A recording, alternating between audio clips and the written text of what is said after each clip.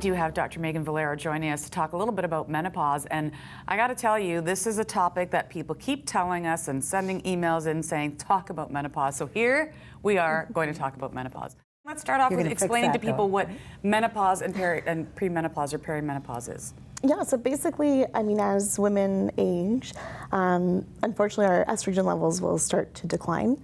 And as that happens, there's just massive shifts that happens in terms of hot flashes, bloating especially. It's a common symptom that a lot of people don't realize is part of the picture. And mood swings, anger, irritability, the works. And that all just kind of comes from a big shift in your hormone profile. Karen's been saying that she's been going through, menopause for 30 years.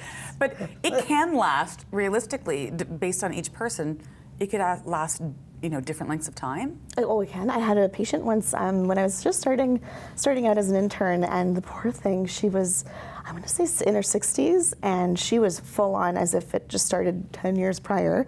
And her aunt, I think, was 98, still having hot flashes, still having side effects. You always thought I was kidding. I thought she was kidding. I honestly did. I thought, gosh, there she is. There are some, though, that don't have that. Yeah, no, it's definitely not. Some people have nothing, right? Some women. That's right. I hate those women. So, I hate you. So you don't have anything, Lisa? You're saying you have no symptoms, nothing? I have them sporadically, but I mean, I don't suffer with it. It's not like I don't get hot in the night sometimes, but I can't sleep in a hot room. So my husband says I freeze him, but it's because I don't like to sleep in a hot room, but I've had a hot flash, so I don't think it's that. And you, Mel? I'm too young.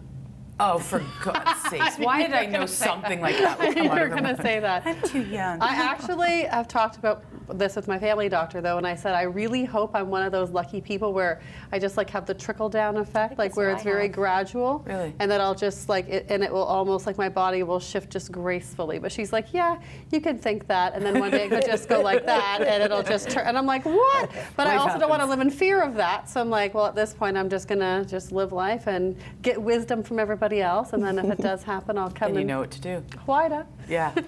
If you had to list a couple of things, supplements that you should have, regardless of whether you're menopausal or not, what are key ones that we should have? Definitely my top favorites are fish oil, for sure.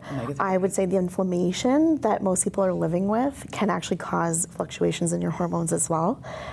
It's just smart. We don't get enough good omega-3s from our diets most of the time. Okay. So most people, after 30, we should all pretty much be doing that. I think just it is a bit of a blood thinner, so you'd never do that before surgery. You always want to stop taking that. But otherwise, it's pretty safe to do.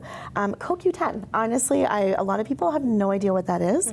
It's a nutrient. Yeah, it's one of the things that our brains need. It's brain food for us, and it's heart food for us as well. So to protect yourself in a cardiovascular way, and Parkinson's, Alzheimer's, that kind of thing, it's a very crucial nutrient.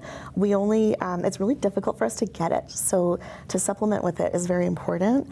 And there's been studies that looked into its anti-cancer properties too. So it's one of those things that's so safe. It's kind of like a no-brainer to just take some CoQ10 for most people. And again, it's sort of the indirect effects of what they can do for your health can help with your hormones as well through menopause. So this is good to know.